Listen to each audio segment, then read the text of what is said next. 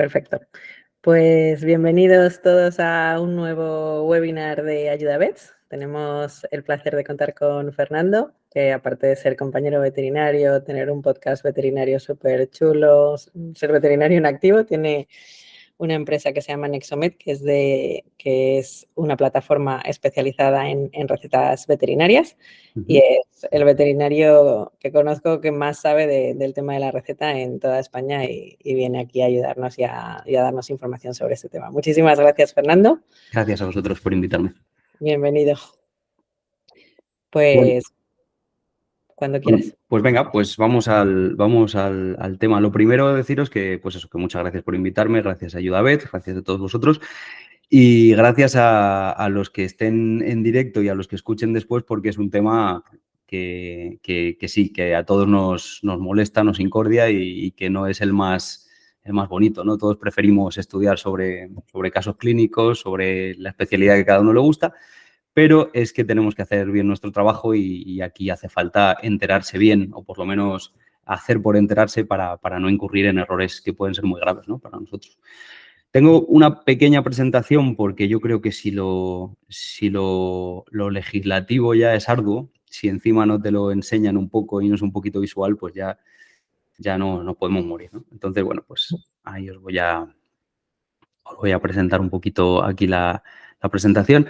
Lo primero es deciros que si tenéis alguna duda, pues os podéis acordar perfectamente de que el Real Decreto del que vamos a hablar es el 666, o sea, el número de la bestia, y así pues tenemos un poco claro de lo que estamos hablando y así nos acordaremos cada vez que tengamos que consultarlo, ¿no? Y bueno, lo más importante es que tenéis que tener en cuenta a ver si así se ve bien. No sé si me veis el cambio de diapositiva ya. ¿Sí? Perfecto. ¿Lo veis bien? Sí, perfecto. Sí. Vale, pues lo más importante es que tenéis que tener en cuenta que los veterinarios, yo como decía Elisa, soy veterinario en activo también, somos, bueno, pues unos de los pocos afortunados que tenemos la cualidad o la capacidad de recetar, ¿no?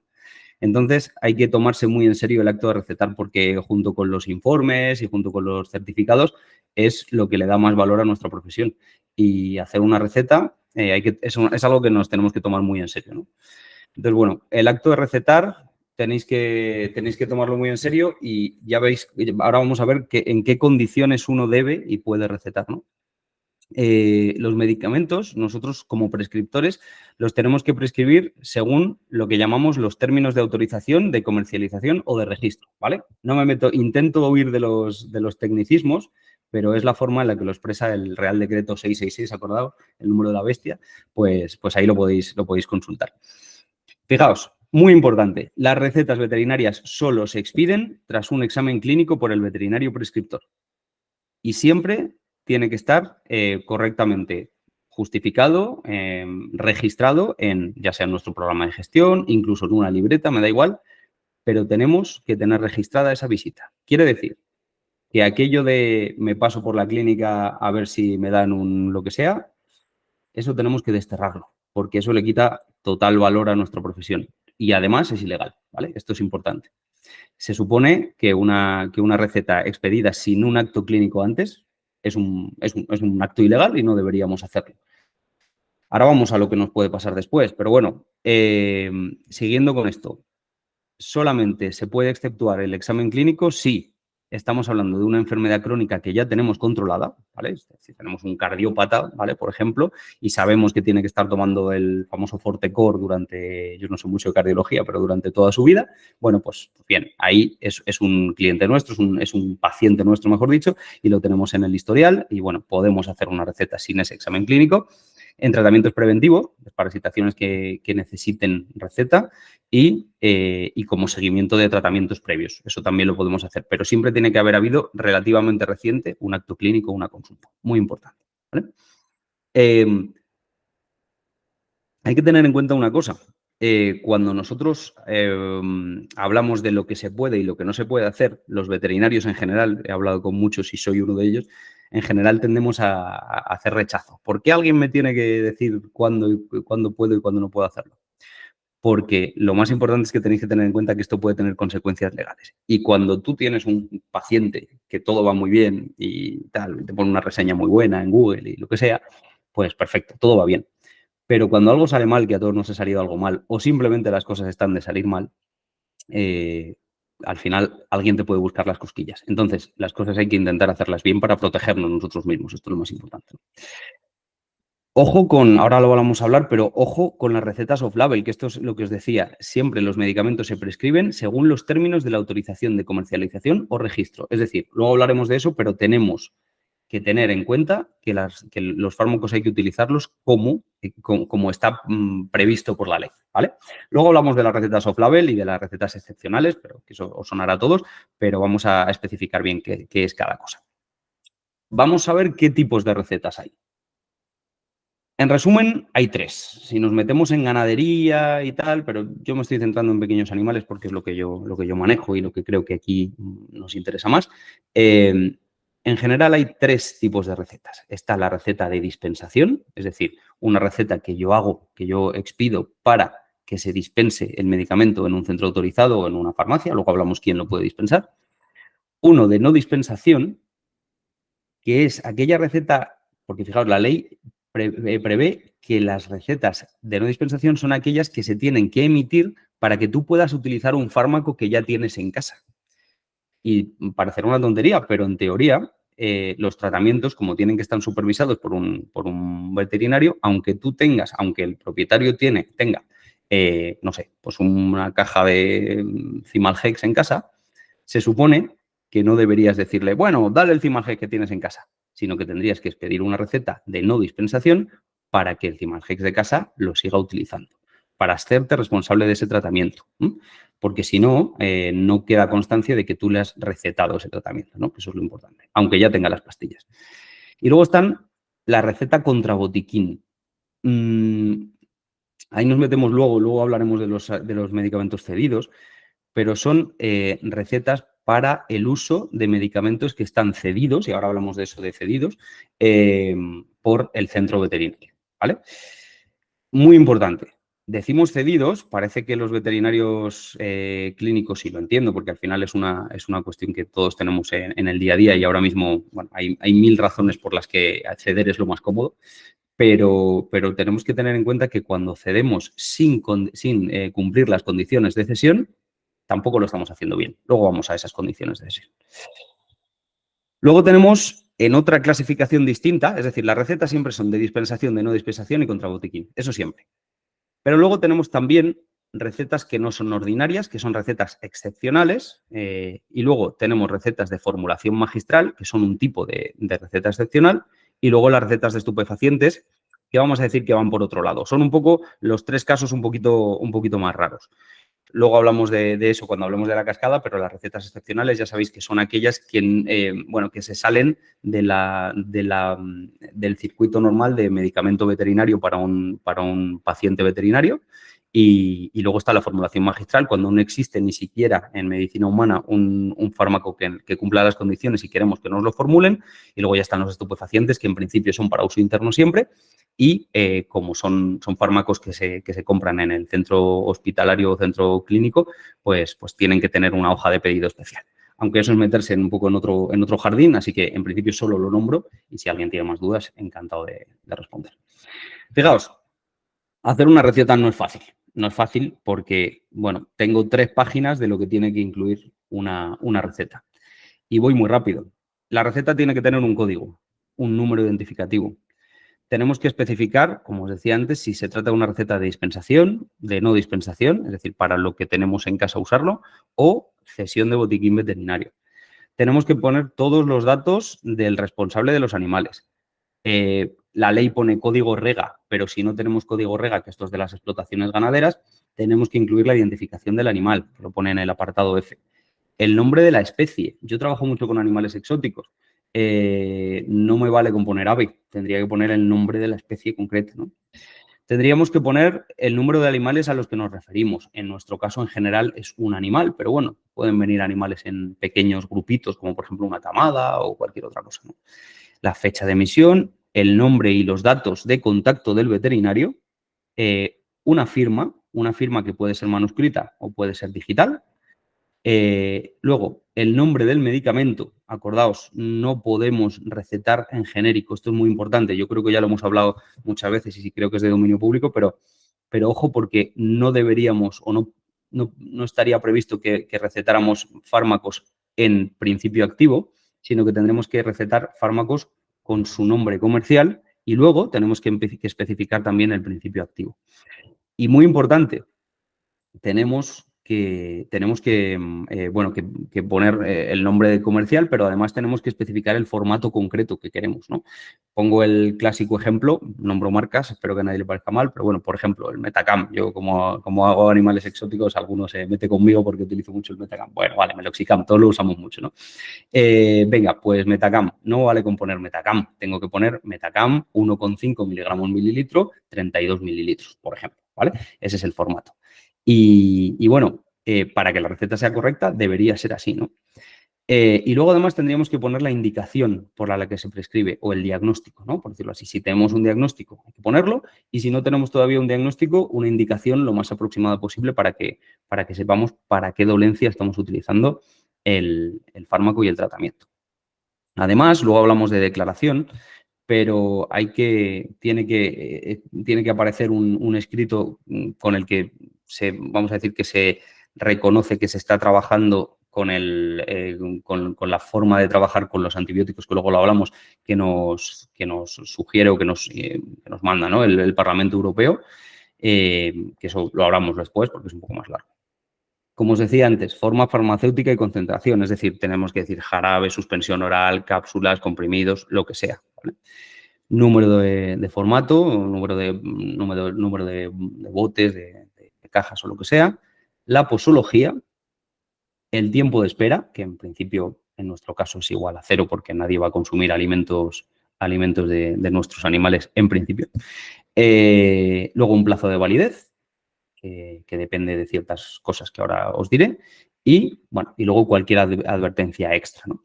Quiero decir que al final hemos tenido, mira, de la A a la T, o sea, unas cuantas características que tenemos que incluir en una receta. Por eso, hacer una receta bien hecha es bastante complicado, ¿no? Y eso es lo que tenemos que tener en cuenta, que tenemos que ser muy estrictos para hacer una receta impecable, porque al final aquí hablamos de hacer una receta impecable para que nadie nunca nos pueda decir nada a nivel jurídico y a nivel legal, ¿no? Yo sigo hablando, pero si alguien tiene alguna cosa que añadir o preguntar, por favor, ¿eh? O sea, Yo ahí se me ocurre, ya que abres la puerta, se me sí. ocurre una pregunta. Perdón lo primero si oís niños detrás, pero en lo que Pero ahí, por ejemplo, las recetas de los colegios están verificadas que cumplen esto, ¿no? No, la verdad es que no. Ya sabes Vale, que lo que pasa muchas es veces algo con los raro, colegios. ¿no? Debería, y yo creo que los colegios están haciendo esfuerzos en este sentido, pero esta legislación reciente ha cambiado y les ha pillado un poquito a algunos, pues con la velocidad que tienen a veces los colegios, y bueno, todavía he visto varias recetas, de hecho te diría que muchas o casi todas, que no terminan de cumplirlo todo, ¿vale? Supongo que terminaremos con las chequeras famosas de papel, pues bueno, más o menos cumpliéndolo todo, pero... Y además pasa una cosa, Elisa, que a la hora de la veterinaria es muy compleja, ya que os voy a decir a todos vosotros. Y además la veterinaria de grandes animales es tan distinta a la de pequeños que creo que el gran error o la gran dificultad es intentar unificar todo en uno. Entonces, nos pasa que si tenemos que rellenar una receta que pueda ser válida para ganadería, pero también para pequeño animal, tenemos una especie de formulario como de Hacienda, ¿no? Una cosa enorme y yo creo que no es ágil. Pero bueno, no diría, yo ahora mismo sé que no todas las recetas de colegio están cumpliéndolo. O sea que cuidado con Vale. eso. Y Yo te luego, lo confirmo. Yo lo confirmo que estoy colegiado en varios sitios y te digo que no lo Vale. cumple la normativa para nada. Gracias. Eso es. y relacionado justo con ese tema, es que estaba el otro día en AGESBET, en el Congreso de Gestión, y decían que, o sea, estaba hablando con una chica de Málaga y me decía, no, es que yo hay veces que traigo a este veterinario de Granada, pero me venía con sus recetas de Granada y aquí no me sirven. Y Con su entonces chip. ha tenido que ir al colegio para que también le den las recetas de Málaga. ¿Eso es tan así? O... Pues mira, yo trabajo en Navarra Pero sí que me ha pasado que creo que los colegios andaluces, bueno, creo, no sé, que son especialmente restrictivos con eso. Pero con la ley en la Lo mano... confirmo. Vale, gracias. Otra vez. Vale, ¿y qué pasa? Que realmente yo he hablado con la agencia, he hablado con mucha gente, llevo años hablando sobre este tema con mucha gente, y realmente no... a ver, me meto un poco en un jardín, pero bueno, con la intención de ser constructivo, ¿eh? Realmente creo que hay algunas cosas que no entienden, que realmente no tienen esa potestad, ¿no? Es decir, una receta se puede hacer exactamente igual en una servilleta que en una chequera oficial, y siempre que cumpla todas estas características, ¿no? Entonces, da la sensación que algunos colegios se arrogan la capacidad de ser exclusivos en el documento en el que se tiene que hacer la receta, y eso no es así. No es así. Porque no depende solamente de la organización colegial, ni siquiera, claro, por supuesto no de la organización andaluza, sino ni siquiera de la organización colegial. Esto es un documento oficial que nosotros sacamos hacia afuera, que nosotros sacamos a las farmacias, a los centros de dispensación, a la propia Agencia Española del Medicamento, ¿no? Entonces, para eso está la ley, para unificar los criterios que tiene que tener. Luego que sea roja, amarilla, con este cuño o con este otro, es otro tema, ¿vale? Entonces, yo creo que eso es una cosa, con todo el respeto dicho, es del viejo feudo, ¿no? Es una cosa que va a cambiar porque al final toda esta legislación está precisamente para unificar todo este tema. Da igual quién haga la receta. Pero bueno, esto hay que Aunque hacérselo entender cosas también. que han convencido a las farmacias, porque llegas a una farmacia... Claro, sí. Sí, Elisa, y es que ese es el trabajo que estamos haciendo, ¿no? Al final lo que tenemos que hacer es, con esta ley en la mano, decir, oye, hablo de los veterinarios, prescriptores, yo cumplo esto. Y la farmacia está muy desinformada, todavía más que nosotros.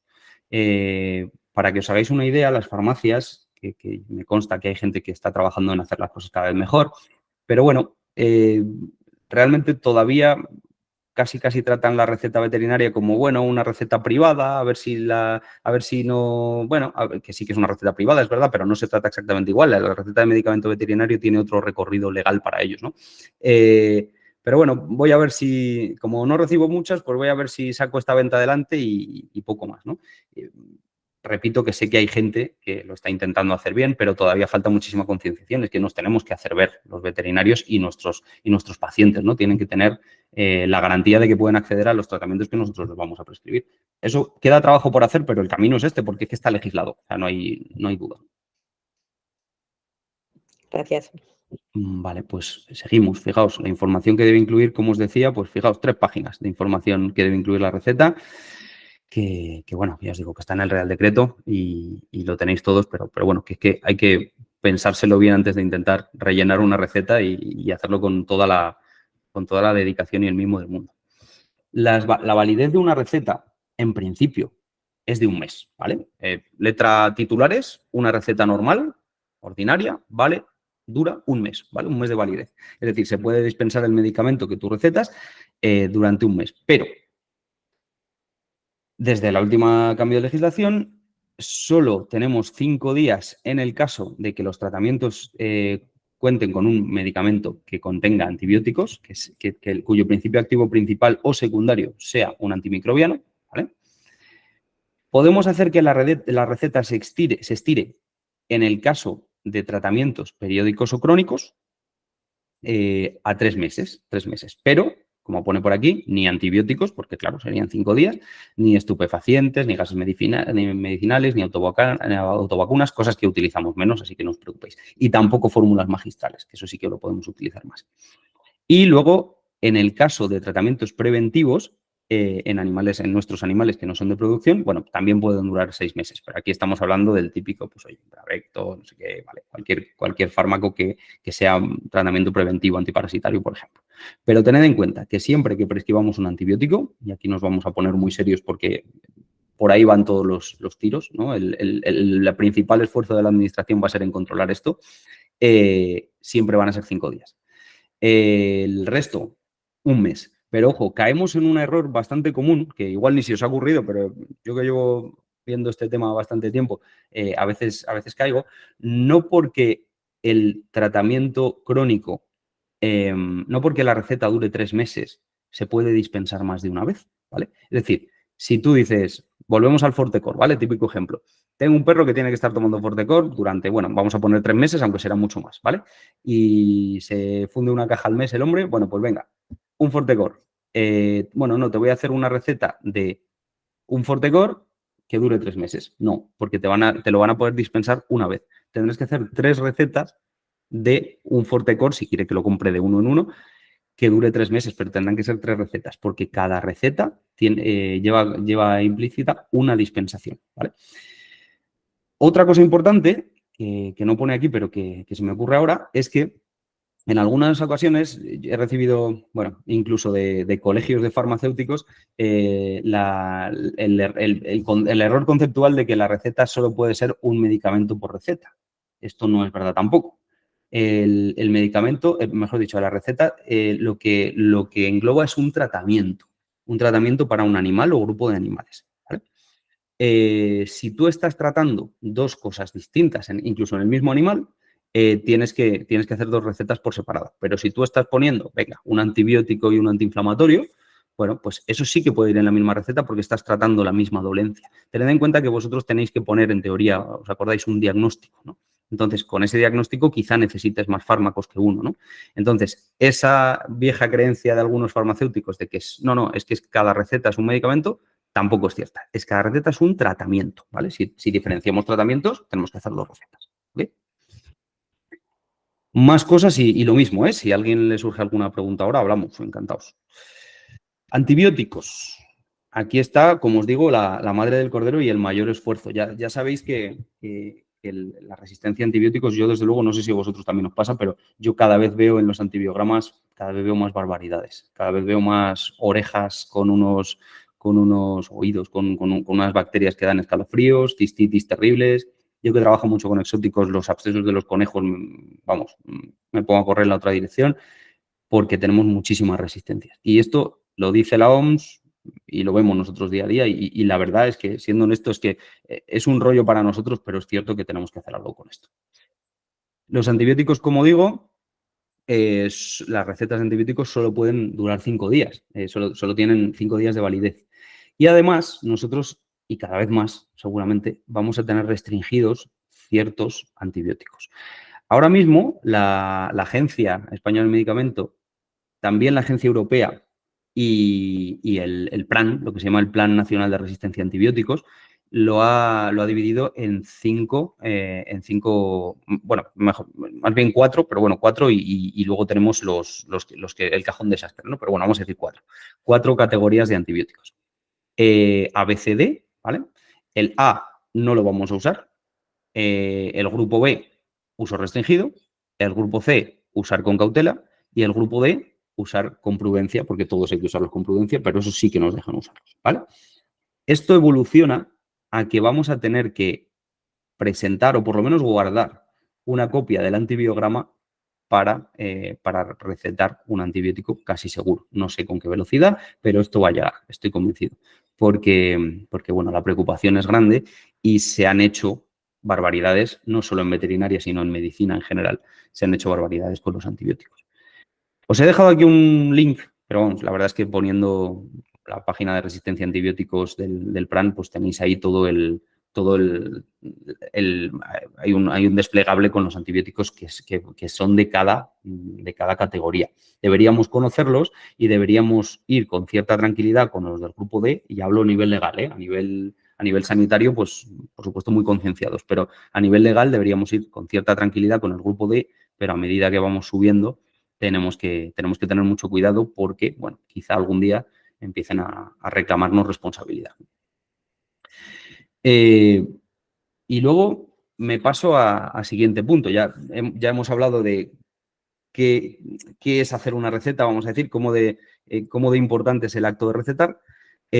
También hablamos de qué hay que hacer para hacer una receta correcta.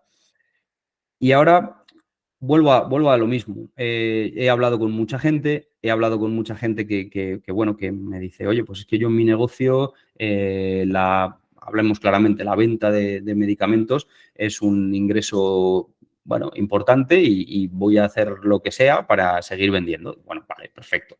Por supuesto, cada uno tiene derecho a hacer o intentar hacer lo que quiera. Pero en esta última legislación y más ahora con el nuevo Real Decreto, las incompatibilidades están muy claras, muy claras. Algunas personas, sé que se ha hecho esto, lo que han hecho es, bueno, me monto un centro detallista, que ahora hablemos quién puede dispensar y quién no, vamos a decir, me monto una farmacia veterinaria, aunque ese concepto no existe, pero bueno, me monto una tienda de medicamentos veterinarios al lado de mi clínica y, oye, tal. O lo facturo por otro lado, ¿vale? Bueno, pues dice textualmente la ley de productos sanitarios y también de incompatibilidades.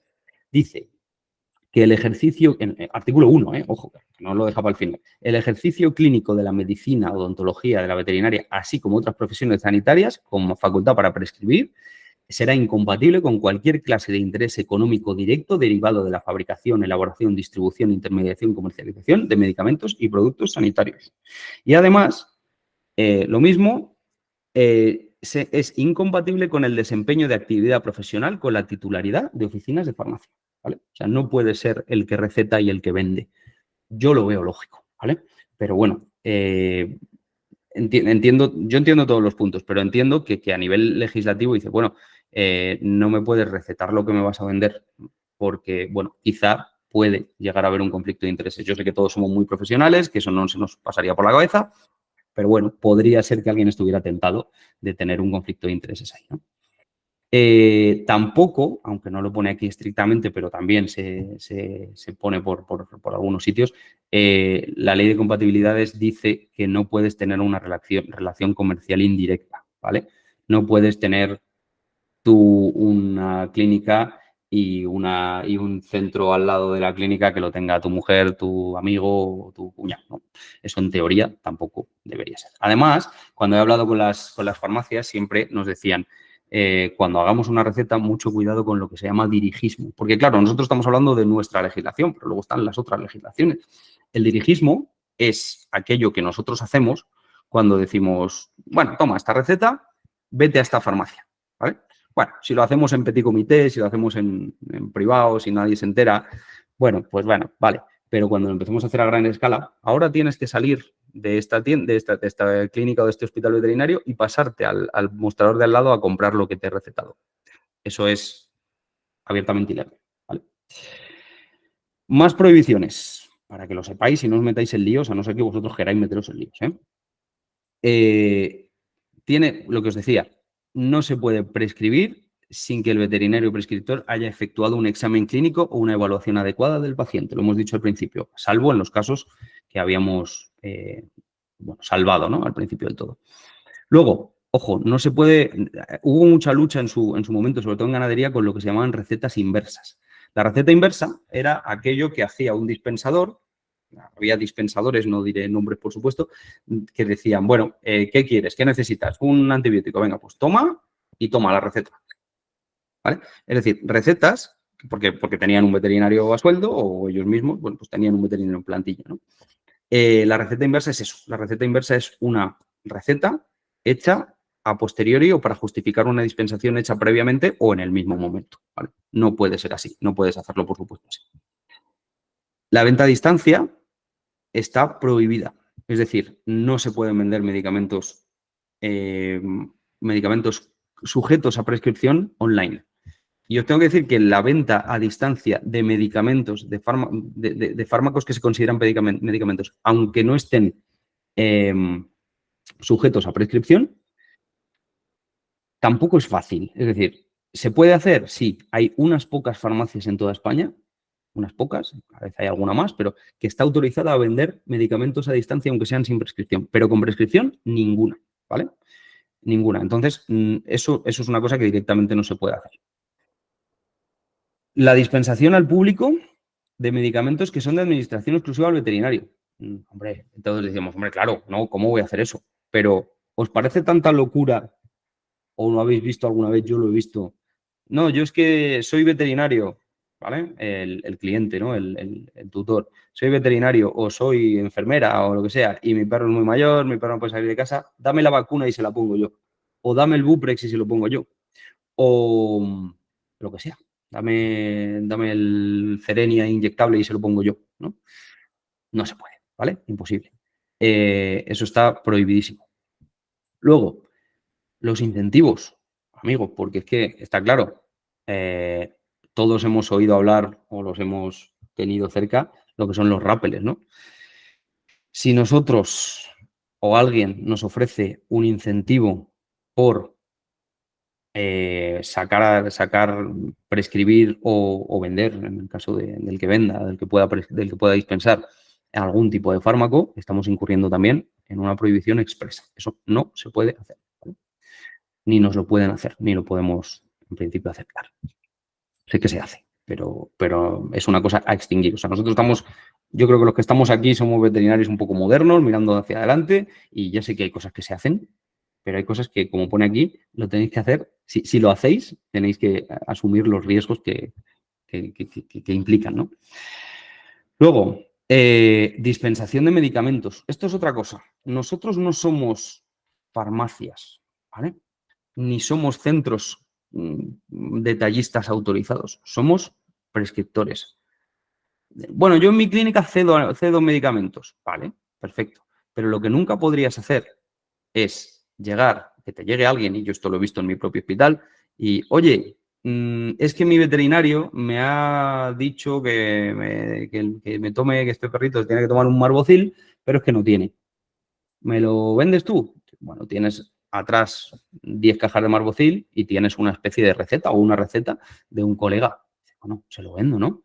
No deberíamos hacer eso. Una cosa es que nosotros, tras un acto clínico, cedamos, y ahora vemos en qué condiciones, cedemos un medicamento, pero no deberíamos dispensar. No somos farmacias ni oficinas dispensadoras. Luego, lo que os decía, no podemos en la misma dependencia o ubicación o sea de actividades tener la prescripción y la dispensación. Esto ya lo he dicho, no me quiero repetir. Y luego, muy importante, la cesión. Y ahí nos vamos, yo creo que a la madre del cordero, que ahora debatimos si queréis sobre esto. Pero la cesión de medicamentos por parte del veterinario, que es lo que se está haciendo hoy en día casi todo el mundo, en unas condiciones diferentes a las reguladas en el presente Real Decreto. Hablamos de la cesión, abrimos el melón. Es muy simple. La cesión, como tal, se define como una entrega sin ánimo de lucro de medicamentos por el veterinario prescriptor al propietario responsable del animal para asegurar la continuidad del tratamiento siempre que haya una dificultad específica para el acceso a la medicación. ¿Qué quiere decir? Que si te viene un animal en urgencia y bueno, es un domingo, el jueves santo, lo que sea, y sabes que no le va a ser fácil o le va a ser imposible conseguir las 2 primeras pastillas de antiinflamatorio o de antibiótico o de lo que sea, y se las quieres dar, se las tendrías que dar, se las tendrías que ceder y no tendrías que tener ánimo de lucro en aquello. No sé si no sé vuestra realidad, lo que vosotros veis, pero creo que hoy en general se tiende a entregar el tratamiento completo. ¿Me equivoco? No sé si vosotros estáis en eso también o lo estáis viendo. Sí, el tratamiento completo, o al menos desde luego la unidad, ¿no? La caja de comprimidos. Hay unos que tienen más cuidado y otros menos, pero en general muchas veces se entregan por lo menos, a veces, en el mejor de los casos, Elisa, en la caja. Pero en muchos casos estamos hablando de un blister partido allí, de cualquier manera. En plan, bueno, venga, son 12, ¿no? Pues venga, 12 pastillas te doy. Imaginaos, yo lo sigo pensando, imaginaos si esto lo hace un médico, ¿no? Que vas a una consulta y te hace esto, como en la imagen, ¿no? Tómate esto, a 8 horas. Bueno, vamos a ver, ¿no? Necesitamos un poco de tener aquello, de tener la certeza de que esos fármacos son los correctos y que tienen y dices, bueno, es que a lo mejor no puede conseguirlo entre hoy y mañana o pasado, o hay una rotura de stock, venga, pues adelante, podemos ceder perfectamente. Pero en teoría no deberíamos sacar beneficio económico de esto. Quiere decir que tenemos que venderlo, bueno, pues por lo menos a precio de coste, ¿no? O algo así. Y esa sería la cesión. O sea, que eso, ahí hay mucho que debatir, pero ahora mismo es el punto un poco clave del asunto. Luego volvemos a eso si queréis, pero bueno, por seguir con las características de nuestras prescripciones, tenemos que ver lo que es, yo creo que todos lo tenemos bastante claro, pero es lo que es la cascada de prescripción. En resumen, y aquí os dejo un poco el texto, vamos a decir, cómo lo expresa la agencia, pero o como lo expresa el plan realmente, pero lo primero que tenemos que buscar es un medicamento veterinario para la especie de la que estamos hablando, a la que estamos tratando. En segundo lugar, por lo menos un medicamento veterinario dedicado a otra especie, si es que no lo encontramos. En tercer lugar, nos iríamos al uso humano, ¿vale? Que sería la prescripción excepcional. Y luego, si acaso ya nos metemos en formulaciones o en fármacos de otros países, ¿no? Porque, de hecho, la movilidad en fármacos en Europa, en la agencia europea, se está preparando como una de las novedades. No sé cómo de ágil va a ser aquello, pero sí que es cierto que en teoría debería haber una fácil movilidad de fármacos, sobre todo para luchar contra las roturas de stock que ahora mismo, bueno, imperan en la sanidad, tanto humana como veterinaria, sobre todo derivado de los diferentes precios que se aplican en cada uno de los países. Pero creo que es un problema bastante difícil de abordar ese. Yo creo que de momento nos vamos a quedar así. Primero, fármaco para nuestra especie. Segundo, si no lo encontramos y necesitamos otro fármaco distinto, bueno, pues fármaco para otra especie, pero que sea medicamento veterinario. Tercero, ¿no existe? Vale. O no existe, ojo con esto también, si podemos justificar que la posología no es apropiada o que la forma posológica no es apropiada, también podemos hacer una prescripción excepcional. Como os decía, yo trabajo con animales exóticos. Yo no le puedo dar una cápsula a una cobaya, pues sería bastante complicado, ¿no? Entonces, bueno, pues si no puedo utilizar según qué fármaco porque solo viene en cápsulas, aunque sea de medicina veterinaria o inyectable, bueno, pues a lo mejor me puedo ir a un jarabe de medicina humana y yo creo que eso estaría, pero no, está justificado, ¿no?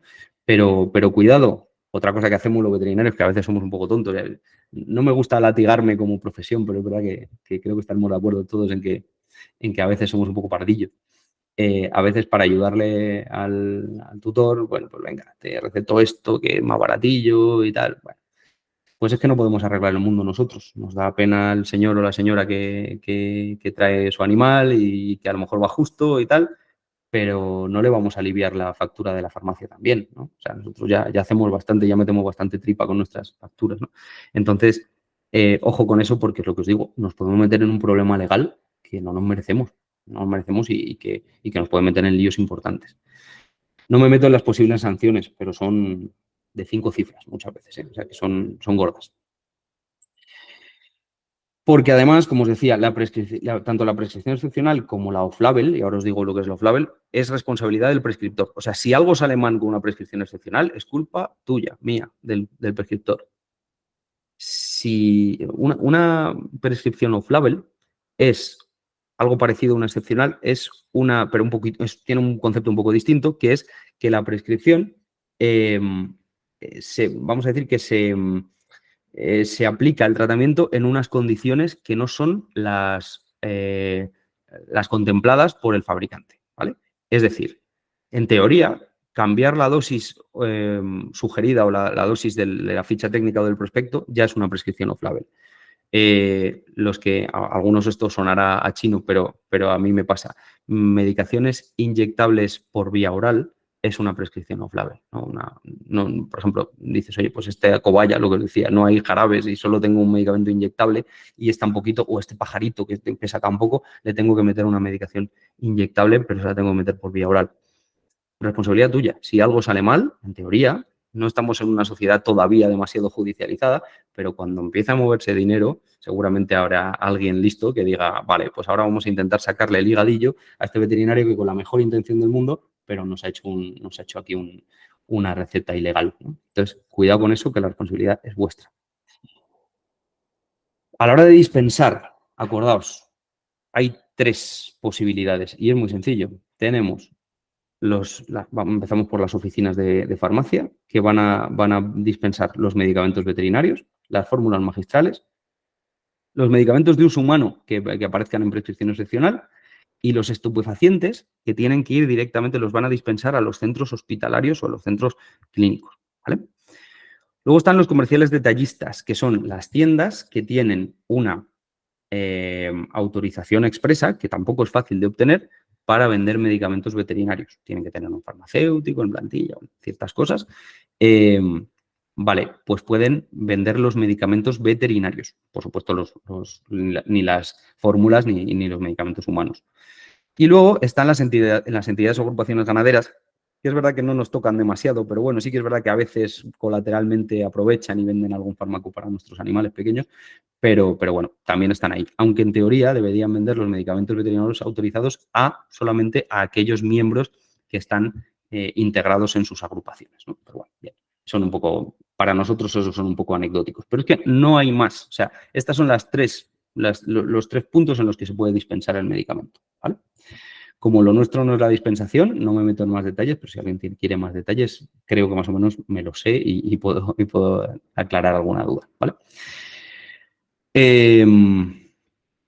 Yo voy acabando pero sí que hay un punto muy importante en la ley, que es el siguiente. Es esto, todo esto, que os lo dejo aquí apuntado, pero no me voy a meter en detalle, es lo que nosotros tenemos que notificar.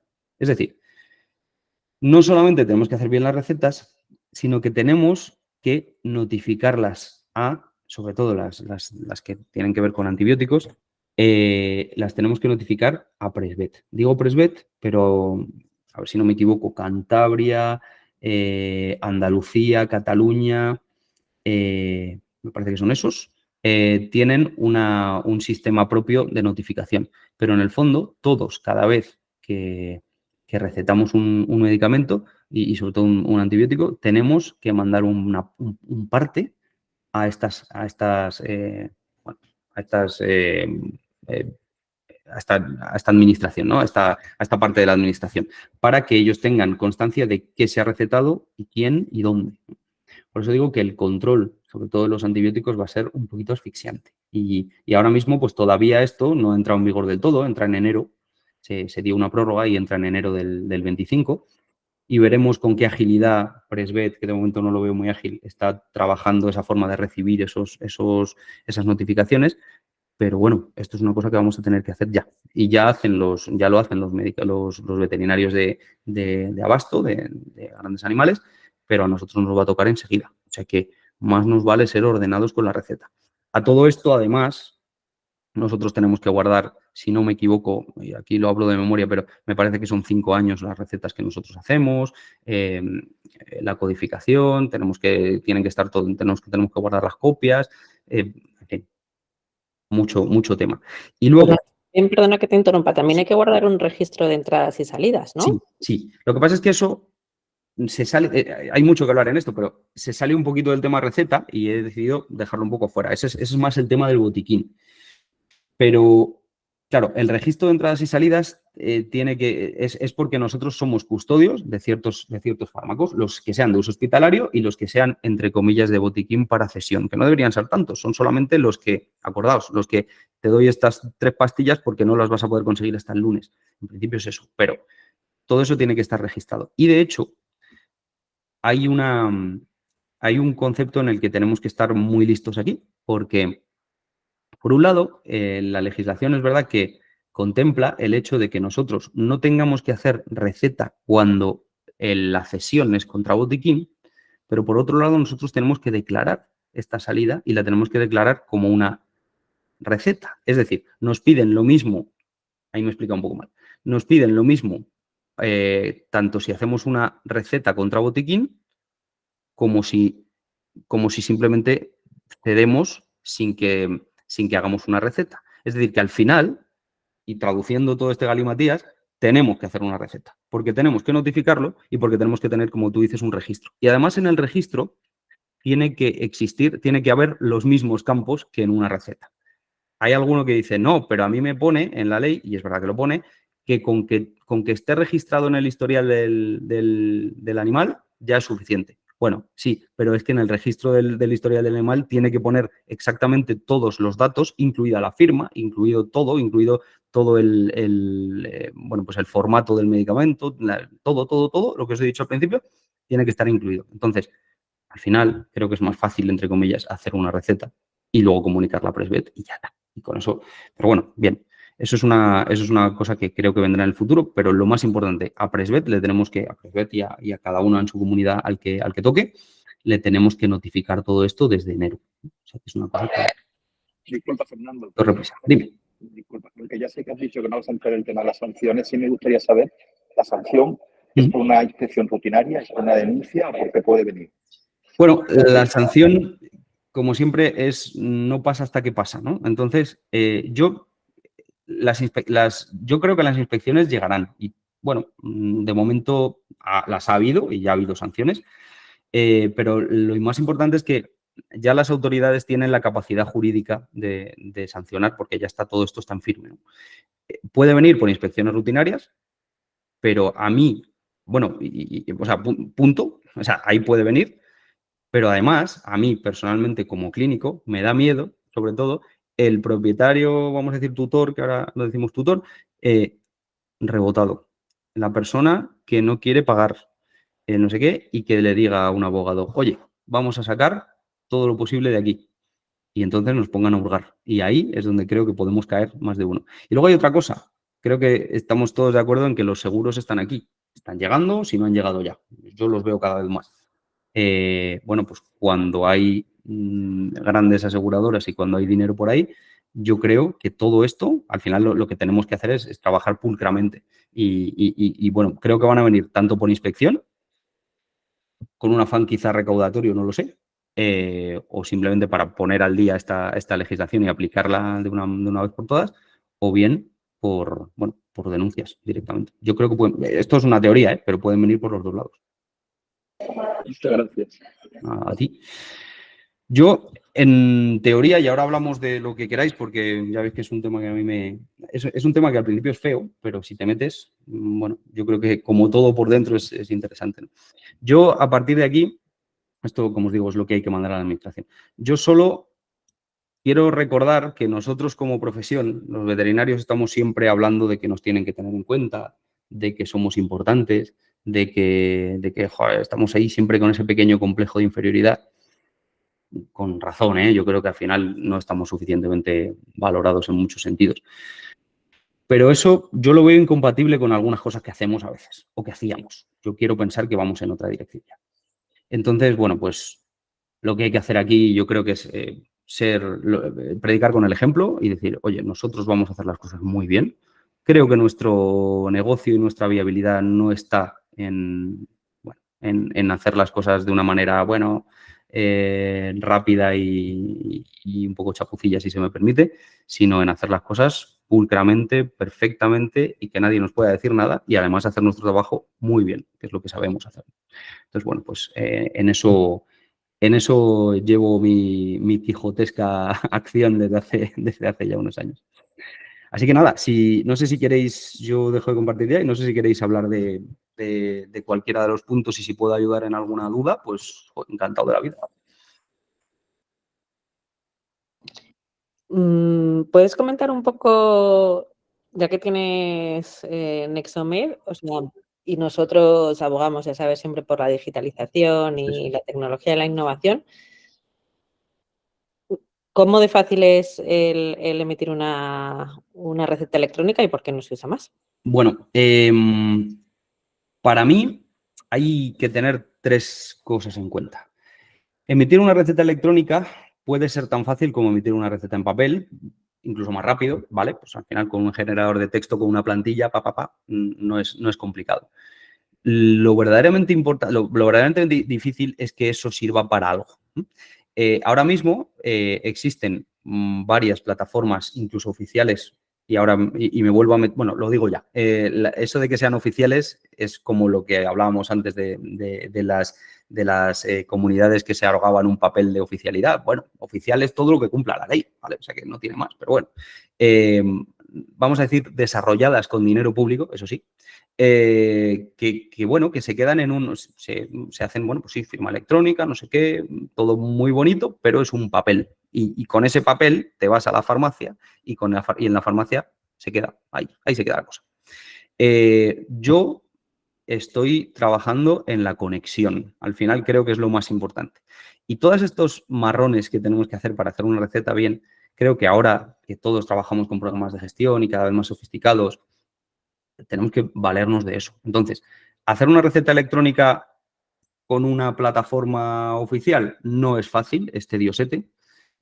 Hacerla con Nexomed es más fácil y hacerla cuando sigamos desarrollando, porque seguimos desarrollando, va a ser muy fácil y no solo eso, sino que además vamos a cumplir todo de golpe, haciendo casi lo mismo que hacemos ahora, vamos a cumplirlo todo de golpe y además vamos a notificar y vamos a conectar también con nuestros compañeros que tengan que dispensar. Digo compañeros como sanitarios, que somos todos, ¿no?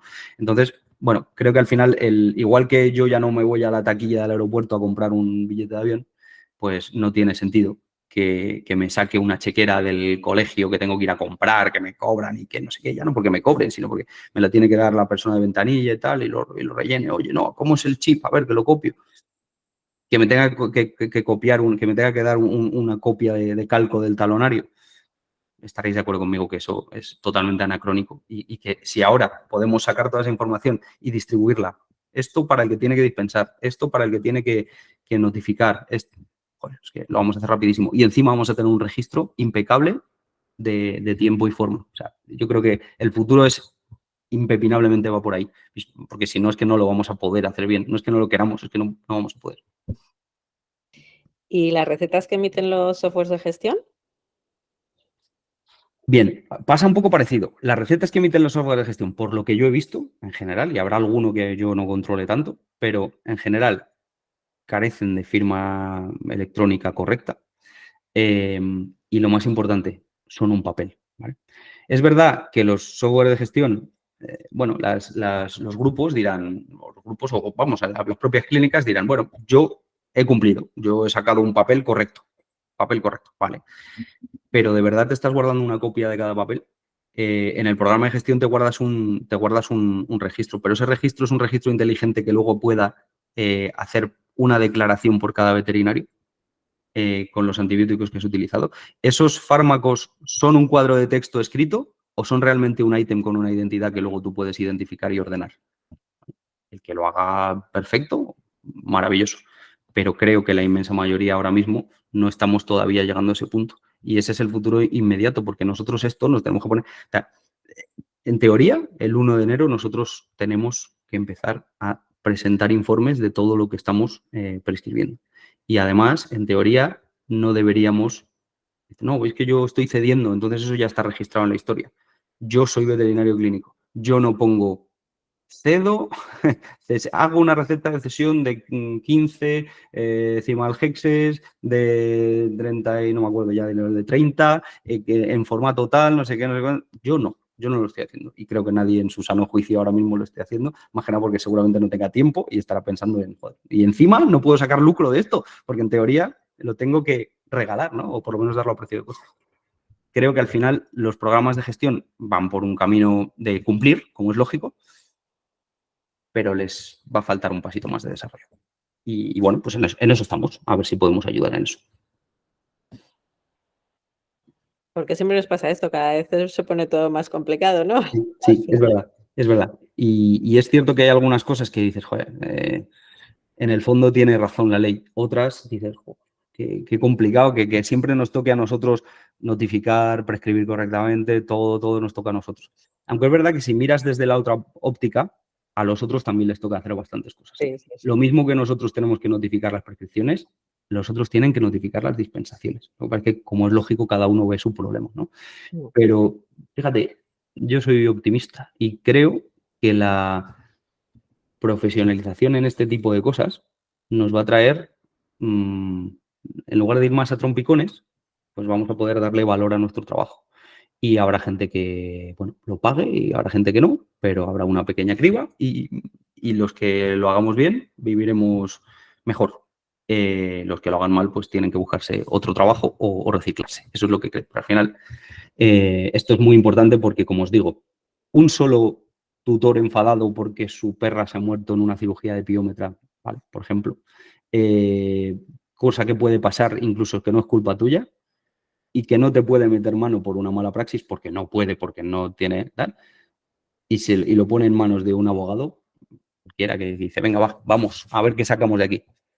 Pues va a revisarte absolutamente todos tus documentos y como te cojan en una tontería, pues esto es como Al Capone, ¿no? Que va por evadir impuestos, se va a la cárcel. Pues puede pasar exactamente igual. Y la responsabilidad es del veterinario, no del propietario del centro. Del veterinario. Cada veterinario. Sí, cuando hablamos de prescripción, sí. Otra cosa es que claro, aquí ya, pues hombre, no soy abogado, pero seguramente se puedan meter algunas responsabilidades también en cuanto a los botiquines si no están bien hechos y tal, pero bueno, depende de lo que estemos hablando. Pero de una receta mal emitida, esto es cosa del que prescribe. Y la prescripción no va con dónde trabajo, la prescripción va con que yo tengo una carrera, estoy colegiado y tengo capacidad de prescribir. Así que cuidado, todos, los que seáis propietarios, por supuesto, y los que no, porque bueno, al final os podéis meter en un lío sin ni siquiera sacar ningún beneficio de esto. Pues muchísimas gracias por instruirnos, porque yo creo que es un tema que sobre todo ahora pues va a cambiar mucho y que necesitamos estar informados. Sí. Que no sé, si alguien tiene alguna pregunta más. El que no, que es hora muy mala y hablar de legislación a estas horas es el que no se ha dormido. Pero bueno, si, de todas formas, si alguien típico que da corte o lo que sea, pues que contacte con AyudaVets o conmigo de alguna manera y seguro que si puedo ayudaré a despejar dudas que haya. Pues fenomenal, Fernando. Muchísimas gracias otra vez por Gracias a vosotros. la dedicación y nos vemos prontito. Un abrazo. Gracias, Fernando. Muchas gracias. Adiós.